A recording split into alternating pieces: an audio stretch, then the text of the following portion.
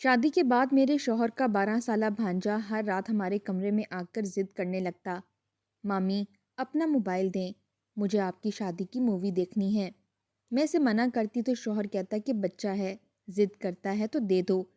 ٹھیک 2 گھنٹے بعد وہ دروازے پر دستک دیتا اور میرے شوہر کو موبائل کے ساتھ 10,000 کے 2 نوٹ پکڑا دیتا، جسے میرا شوہر جیب میں ڈال لیتا۔ مجھے بھانجے پر شک ہونے لگا کہ آخر وہ پیسے کہاں سے لا رہا ہے۔ ایک رات جیسے ہی وہ میرا موبائل لے کر گیا تو میں نے کھڑکی سے اندر دیکھا تو جیسے ہی میری نظر موبائل اسکرین پر پڑی تو میرے قدموں تلے سے زمین نکل گئی۔ ٹی وی پر رات کے 8 بجے جیسے ہی میں نے ایک خبروں والا چینل لگایا تو وہاں کوئی ٹی وی پروگرام چل رہا تھا جس میں بھانجا اور اس کی ممانی آپس میں مل کر بیچارے اپنے ماموں کو دھوکہ دے رہے ہوتے ہیں۔ میں نے ایک اور چینل لگایا تو لگ بھگ وہاں بھی ایسا ہی کچھ چل رہا تھا۔ میں نے بڑبڑاتے ہوئے ٹی وی بند کر دیا کہ آج کل کے ٹی وی پروگرام میں تو کبھی دیور بھابھی اور نند بھابھی اور کبھی کوئی سسرالی رشتے کے علاوہ اور کچھ ملتا ہی نہیں ہے، بس ہر طرف سسرالی فسادی رشتوں کے چرچے ہوتے ہیں۔ میں اس لحاظ سے خوش قسمت تھی کہ میرا دیور کوئی نہیں تھا۔ 14 سال کا میرے شوہر کا بھانجا ضرور وہیں رہتا تھا۔ میری نند کے اوپر تلے 4 بچے ہوئے تو اس نے دوسرے نمبر کا بیٹا میری ساس کو دے دیا تھا۔ وہ بچپن سے ہی یہیں پلا بڑا تھا اور میرا بہت احترام کرتا تھا۔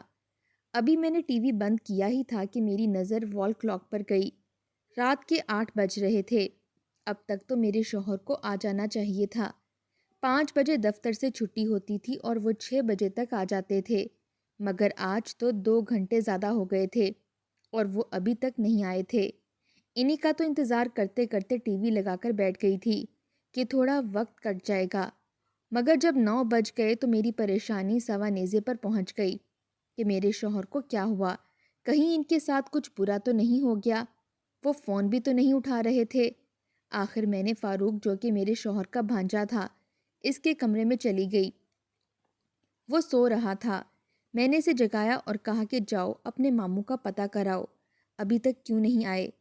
ابھی میں اسے کہہ ہی رہی تھی کہ بیرونی دروازے پر دستک ہوئی۔ میں بھاگ کر گئی اور دروازہ کھولا تو میرا شوہر سامنے کھڑا تھا۔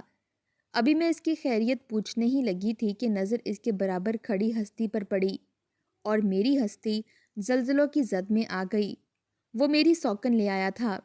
میں نے دہل کر سینے پر ہاتھ رکھا۔ یہ میں کیا دیکھ رہی تھی؟ اس نے ایسا کیوں کیا تھا؟ ہماری خوشگوار شادی شدہ زندگی کو 4 سال گزر گئے تھے اور بس ایک اولاد کی ہی کمی تھی، لیکن میرے شوہر نے کبھی اس بات کا مجھے تانا تو نہیں دیا تھا، اور اب اچانک شادی! میں بے یقین سے وہیں کھڑی ہو گئی۔ وہ اپنی بیگم کو اندر لے آئے۔ میں نے چلاتے ہوئے پوچھا، آپ نے یہ کیوں کیا؟ اگر اولاد کی اتنی ہی چاہت تھی تو مجھے پہلے کیوں نہیں بتایا کہ میں دوسری شادی کرنے والا ہوں؟ یوں چھپ کر دھوکہ دینے کی کیا ضرورت تھی؟ میرے شوہر نے بھی غصے سے کہا کہ میں نے اولاد کی وجہ سے شادی نہیں کی، تمہاری حرکتوں کی وجہ سے کی ہے۔ میں دنگ رہ گئی کہ کون سی حرکتیں؟ میں نے کیا کیا ہے؟ میں تو ہمیشہ اپنے شوہر کی وفادار رہی ہوں۔ پھر میرے شوہر نے مجھے ایسی چیز دکھائی کہ میرے ہوش ہی اڑ گئے۔ کہنے لگا، تمہارے 6 شوہر ہیں۔ یہ سن کر میرا سر ہی چکرا گیا، کیونکہ یہ بات میں آج سے 4 سال پہلے ماضی میں پہنچ گئی، جب میں شادی ہو کر اس گھر میں آئی تھی۔ میرا نام ماہنور ہے۔ میں اپنے والدین کی تیسری بیٹی تھی۔ ہم 7 بہنیں تھیں اور بھائی کوئی نہیں تھا۔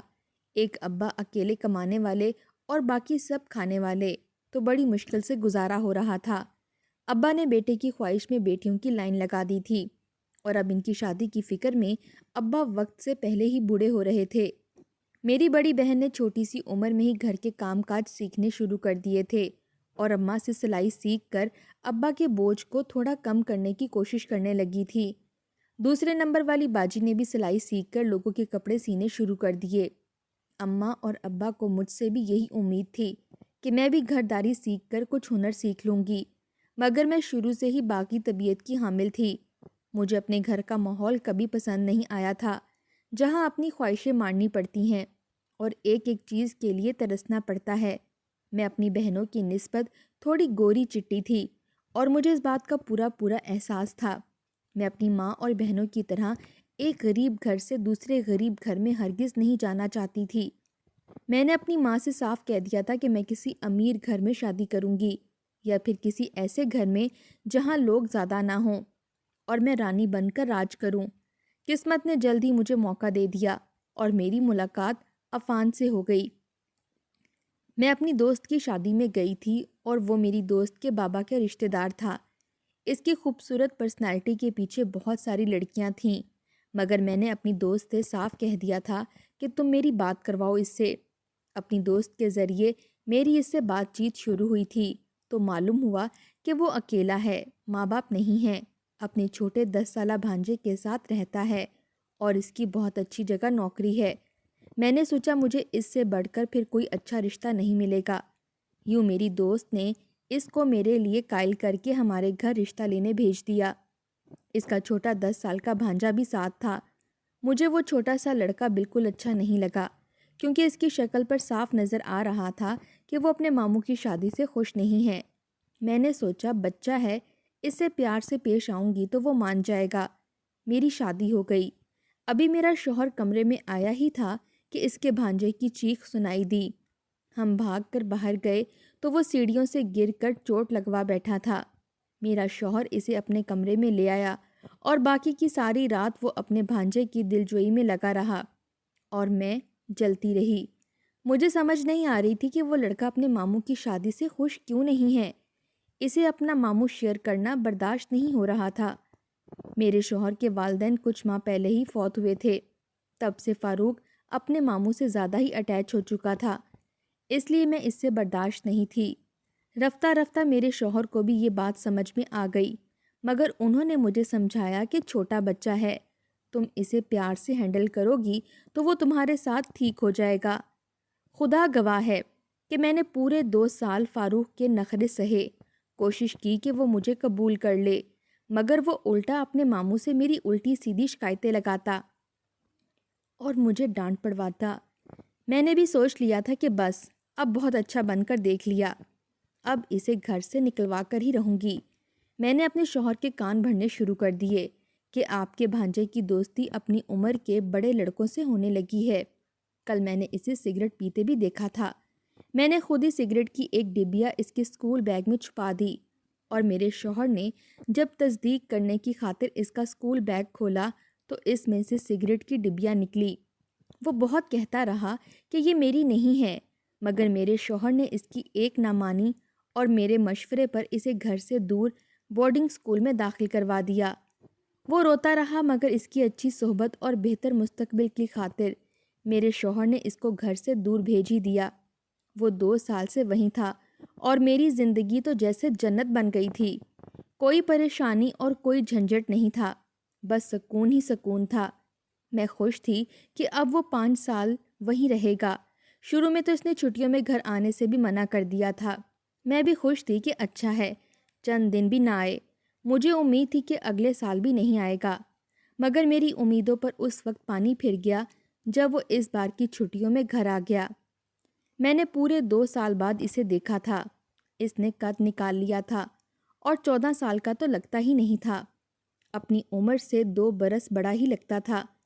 مجھے معلوم تھا کہ اب کی بار وہ گھر آیا ہے تو ضرور پھر سے میرے خلاف محاذ کھول لے گا اور اپنے ماموں کو میرے خلاف کرنے کی کوشش کرے گا، مگر میں اس وقت ہکا بکا رہ گئی جب اس نے مجھ سے اپنے پچھلے رویے کی معافی مانگی۔ وہ بہت سلجھ گیا تھا اور پہلے کی طرح بدتمیز اور سازشی بھی نہیں رہا تھا۔ زیادہ تر وقت وہ اپنے کمرے میں ہی گزارتا تھا اور کھانا ہم دونوں کے ساتھ مل کر کھاتا تھا۔ میرے شوہر بھی اس کی بدلتی ہوئی عادات سے بہت متاثر ہوئے تھے۔ ایک دن میرا شوہر کام پر گیا تو وہ مجھے کہنے لگا، ممانی اپنی شادی کی ویڈیو دیجیے گا، مجھے دیکھنی ہے۔ اس وقت تو دیکھی نہیں، اب دل کر رہا ہے کہ دیکھوں۔ میں نے کہا وہ تو یو ایس بی میں ہے۔ کہنے لگا، ہاں تو یو ایس بی ہی دے دیں، میں ٹی وی پر لگا کر دیکھ لوں گا۔ مجھے بھلا کیا اعتراض ہو سکتا تھا۔ میں اپنے کمرے میں گئی اور یو ایس بی لا کر اسے دے دی۔ اس نے مجھ سے یو ایس بی لی اور اپنے کمرے کو لاک لگا لیا۔ مجھے کچھ سمجھ نہ آیا کہ بھلا کمرے کو لاک لگانا کیا ضروری تھا، مگر میں نے دھیان نہیں دیا اور اپنے کاموں میں لگی رہی۔ 1 گھنٹے بعد وہ اپنے کمرے سے باہر نکل آیا اور مجھے یو ایس بی دے کر شکریہ کہا اور ساتھ ہی 5,000 کے 2 نوٹ وہ رات کو میرے شوہر کو پکڑا گیا۔ میں نے حیرانگی سے دیکھا، یہ کس لیے؟ تو کہنے لگا، ممانی یہ میرا اور ماموں کا معاملہ ہے۔ میرا شوہر بھی وہ پیسے رکھ لیتا اور مجھے شک بھری نظروں سے دیکھتا۔ فاروق اپنے کمرے میں چلا گیا، جبکہ میں تو دنگ رہ گئی کہ بڑی بات ہے کہ اس قدر بدل گیا ہے۔ اکثر اب وہ شام کا کھانا بنانے میں بھی میری مدد کر دیتا۔ اب میرا دل بھی اس سے صاف ہونے لگا تھا کہ اچھا لڑکا ہے، ویسے بھی 2 مہینے کی تو چھٹیوں پر آیا ہے، بعد میں چلا جائے گا۔ اگلے دن پھر سے میرے شوہر کے کام پر جانے کے بعد مجھ سے USB مانگی۔ میں نے حیرت سے پوچھا، کل دی تو تھی؟ کہنے لگا، بھابھی 1 گھنٹے میں کہاں پوری فلم دیکھی جاتی ہے، میرے پاس صرف 1 گھنٹہ ہوتا ہے، باقی کے وقت میں نے پڑھائی کرنی ہوتی ہے، اس لیے روز تھوڑی تھوڑی کر کے دیکھتا ہوں۔ اس کی وضاحت پر میں مطمئن ہو گئی۔ اس روز بھی کمرہ لاک کر کے بیٹھا رہا۔ 1 گھنٹے بعد USB واپس دی اور ساتھ ہی پھر رات کو میرے شوہر کو 5,000 کے 2 نوٹ بھی دیے۔ مجھے اسے دیکھتے ہوئے بے حد حیرانی ہوتی تھی۔ میرا شوہر بھی کوئی سوال نہیں پوچھتا اور وہ پیسے جیب میں رکھ لیتا۔ میں نے فاروق سے کہا کہ یہ 10,000 کس لیے؟ کہنے لگا، آپ کے لیے ممانی، آپ میرا اتنا خیال رکھتی ہیں، ماموں بھی میرے لیے کیا کچھ کر رہے ہیں، اس کا انعام ہے، رکھ لیں۔ ایک دن مجھے کہتا کہ یہ ماموں کے ہی پیسے ہیں جو انہوں نے مجھے دیے تھے، میں انہی میں سے ان کو واپس کر دیتا ہوں۔ شوہر کے کام پر جانے کے بعد USB بھی مانگتا اور کمرہ لاک کر لیتا۔ 1 گھنٹے بعد USB دے دیتا اور 5,000 کا نوٹ میرے شوہر کو دیتا۔ میں اب کبھی کبھی شک میں مبتلا ہو جاتی کہ اتنے پیسے اس کے پاس کہاں سے آ رہے ہیں، اتنی سی عمر میں یہ ایسا کیا کام کرتا ہے، آخر کون دیتا ہے؟ 1-2 بار میں نے اسے ATM کارڈ جیب میں ڈال کر باہر جاتے دیکھا تھا۔ شاید اس نے اپنا کوئی اکاؤنٹ بنا لیا تھا یا پھر وہ میرے شوہر کے اکاؤنٹ سے پیسے نکال رہا تھا، میری سمجھ میں نہیں آ رہا تھا۔ اب مجھے اس کا کمرہ لاک کر کے شادی کی ویڈیو دیکھنا بھی شک میں ڈال رہا تھا کہ کمرہ بند کرنے کی کیا تک بنتی ہے۔ میں نے 1-2 بار کمرہ کھلوانے کی کوشش کی مگر اس نے دروازہ نہ کھولا اور پورے گھنٹے بعد ہی کھولا۔ کہنے لگا، مامی جب میں نے کمرہ بند کیا ہوتا ہے تو دستک نہ دیا کریں، میں بہت ضروری کام میں مشغول ہوتا ہوں۔ اب تو میرا شک یقین میں بدل گیا کہ کچھ تو گڑبڑ ہے، یہ کرتا کیا ہے کمرے میں؟ اور سب سے بڑا سوال یہ کہ یہ پیسے اس کے پاس آتے کہاں سے ہیں کہ روز 2 5,000 کے نوٹ میرے شوہر کو دے دیتا ہے۔ میں نے فیصلہ کر لیا کہ مجھے معلوم کرنا ہی ہوگا کہ یہ سارا چکر ہے کیا چھپا رہا ہے وہ۔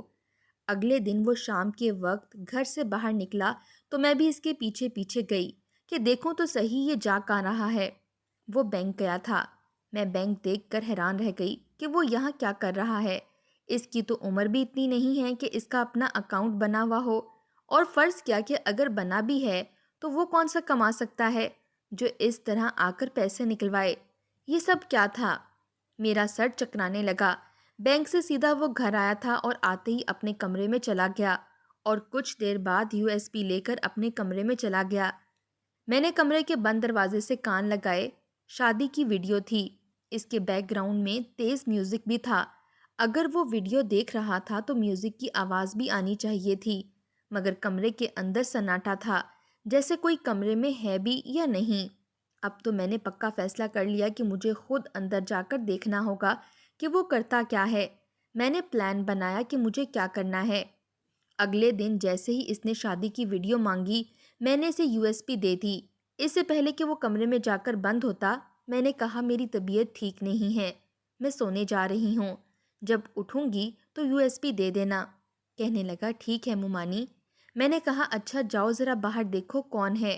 بیرونی دروازے پر دستک ہوئی ہے۔ وہ جیسے ہی باہر والے گیٹ کی طرف بڑھا، میں جلدی سے اس کے کمرے میں آ گئی اور صوفے کے پیچھے چھپ گئی۔ اس نے لاؤنج میں آواز دی، ممانی۔ گیٹ پر کوئی نہیں تھا اور اپنے کمرے میں آ کر دروازہ لاک کر لیا۔ میں اوپر ہو کر دیکھنے لگی کہ وہ کیا کرنے والا ہے۔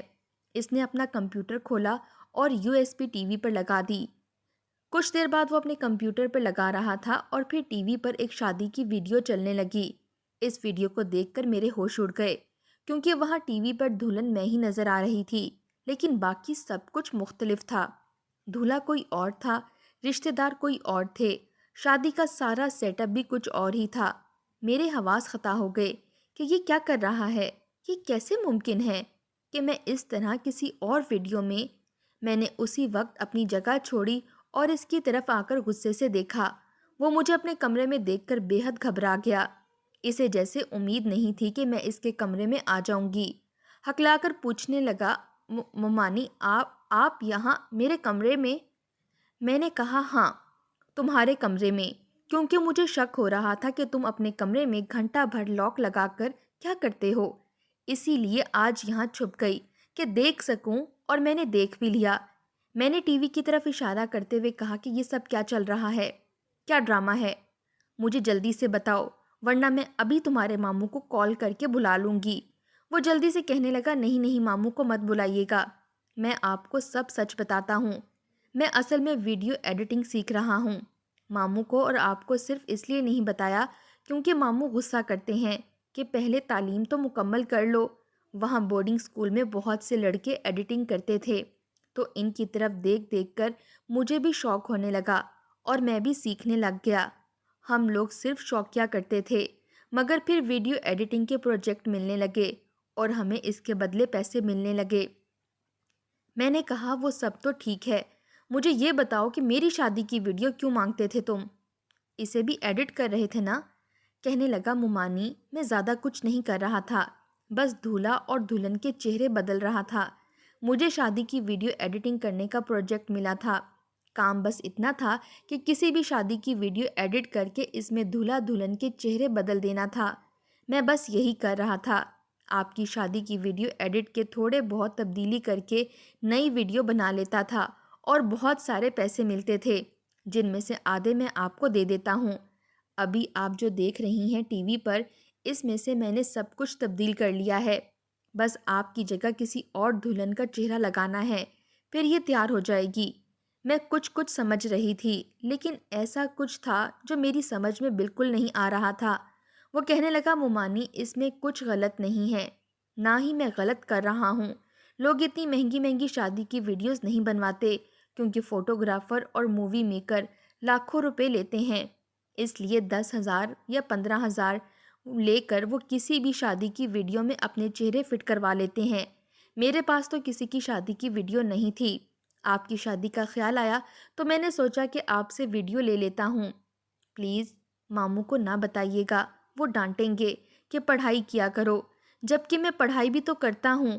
اکاؤنٹ بھی کسی اور کے نام پر ہے، مگر میں استعمال کرتا ہوں۔ میں اس کی ساری باتیں سن کر باہر آ گئی۔ جو کچھ وہ بتا رہا تھا وہ سب کچھ ٹی وی اسکرین پر نظر آ رہا تھا۔ اس نے میری جگہ کسی اور دلہن کا چہرہ ایڈٹ کر کے مجھے دکھایا تھا اور تسلی کروائی تھی، اور میں مطمئن بھی ہو گئی تھی۔ روز کے 5,000 مل رہے تھے، مجھے اور کیا چاہیے تھا، جبکہ میرا تو کوئی نقصان بھی نہیں ہو رہا تھا۔ میرا دماغ تو مطمئن تھا، مگر جانے دل کو کیوں تسلی نہیں مل رہی تھی۔ کچھ غلط ہونے کا کھٹکا دل کو ستا رہا تھا۔ یوں ہی دن گزرنے لگے۔ میں نے نوٹس کیا کہ اب جانے میرا شوہر کا رویہ کچھ بدلنے لگا تھا۔ اب وہ مجھ سے بات بھی نہیں کرتے تھے، کام سے آتے ہی سو جاتے تھے۔ میں نے سوچا کہ شاید کام کا پریشر ہوگا، اس لیے زیادہ سیریس نہ لیا، مگر اب شوہر کے ساتھ کھڑی اس کی دوسری بیوی کو دیکھ کر میں ہکا بکا رہ گئی کہ میں نے کیا کیا ہے۔ میرے شوہر نے میرے سامنے موبائل لیا اور کہا، مجھے تم سے یہ امید نہیں تھی کہ تم مجھ سے پہلے بھی شادی شدہ رہ چکی ہو۔ مجھے تمہاری پہلی شادی کے سارے ثبوت مل چکے ہیں۔ میں نے موبائل میں ویڈیو دیکھی تو قدموں تلے سے زمین نکل گئی۔ یہ تو وہی ویڈیو تھی جو اس دن میں نے اپنے شوہر کے بھانجے کے کمرے میں دیکھی تھی، جسے وہ ایڈٹ کر رہا تھا۔ میرے شوہر کے موبائل میں ایک شادی کی ساری ویڈیو تھی جس میں دلہن میں بنی ہوئی تھی، اور وہ اسے کسی انجان نمبر سے سینڈ ہوئی تھی۔ میں روتے ہوئے بولی، یہ میں نہیں ہوں، یہ آپ کے بھانجے نے ایڈیٹنگ کی ہے، یہ اس کا کام ہے۔ وہ روز مجھ سے شادی کی ویڈیو مانگتا تھا، یہ اسی نے ہی کیا ہے، میرا کوئی قصور نہیں ہے۔ میرے شوہر نے اپنے بھانجے کو بلایا تو وہ آ کر سرے سے ہی مکر گیا کہ میں نے کچھ نہیں کیا، مجھے تو ویڈیو بنانا نہیں آتی، ایڈٹ کیسے کروں گا؟ میں تو سناٹے میں رہ گئی۔ اس نے کیسے ایک دم رنگ بدلا تھا۔ میں نے اپنے شوہر کو یقین دلانے کی بہت کوشش کی کہ یہ تصویریں اور ویڈیو جھوٹ ہیں، آپ صبح محلے میں جا کر کسی سے بھی پوچھ لیجئے گا، اس ویڈیو کا بھی معلوم کروائیے گا تو پتہ چل جائے گا کہ یہ نکلی ہے۔ میرا شوہر کہنے لگا، ٹھیک ہے، میں صبح سب پتہ کرواؤں گا، اگر تم سچی نکلی تو ٹھیک ہے، ورنہ میرے گھر میں تمہارے لیے کوئی جگہ نہیں ہوگی۔ وہ اپنی دوسری بیوی کو لے کر کمرے میں چلا گیا۔ میں نے بھانجے کی طرف دکھ سے دیکھ کر پوچھا، کیوں کیا تم نے یہ سب میرے ساتھ؟ کہنے لگا، آپ نے کیا کیا؟ وہ بھول گئی ہیں میں اپنے ماموں سے کتنا پیار کرتا تھا، مگر آپ نے ماموں کے دل میں میرے خلاف بدگمانی بھر دی اور مجھے اس گھر سے نکال دیا۔ میرے دل میں تو آپ کے خلاف تب سے نفرت پیدا ہو گئی تھی۔ اتنا شکر کریں کہ مجھے ایڈیٹنگ آتی تھی۔ میں نے کہا، تم کیا سمجھتے ہو؟ ایک نکلی ویڈیو بنا کر مجھے میرے شوہر کی زندگی سے نکال دو گے؟ صبح جب وہ تحقیقات کریں گے تو سب سچ سامنے آ جائے گا۔ وہ ہنسنے لگا۔ میں جانتا ہوں کہ سب سچ سامنے آ جائے گا، اس کے بعد میرا ماموں آپ سے معافی بھی مانگے گا، مگر ایک کام جو وہ کبھی نہیں کرے گا وہ اپنی دوسری بیوی کو چھوڑ دینا ہے۔ میرا ماموں اتنا اچھا ہے کہ وہ دوسری ممانی کی زندگی تباہ نہیں کرے گا۔ پھر آپ بھی اسی تکلیف سے گزریں گی جس سے میں گزرا تھا۔ آپ کو بھی ماموں کو شیئر کرنا پڑے گا، اور ہاں، جو پیسے میں آپ کو دیتا رہا ہوں نا، وہ آپ کے ہی ATM سے کسی اور بینک کے ذریعے نکلواتا رہا ہوں۔